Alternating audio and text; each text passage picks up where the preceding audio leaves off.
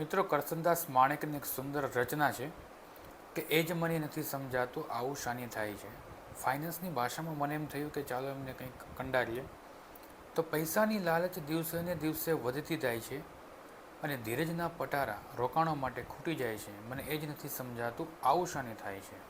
Long term ઇન્વેસ્ટમેન્ટમાં પૈસાનું સારું વળતર મેળવવાને બદલે શોર્ટ ટર્મ ટ્રેડિંગમાં લોકો પૈસાને ડૂબાડે છે. મને એ જ નથી સમજાતું કે આવું શાને થાય છે. ફાની દુનિયાની અગણિત જવાબદારીઓ નિભાવીને પોતાના પરિવારની સુરક્ષા ટર્મ પ્લાનથી અળગી રાખે છે. મને એ જ નથી સમજાતું કે આવું શાને થાય છે.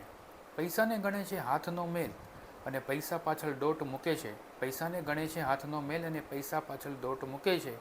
કમાયેલા પૈસાને ખૂબ વાપરીને એને સાચવવાનું સાવ ભૂલી જાય છે. મને એ જ નથી સમજાતું કે આવું શાને થાય છે.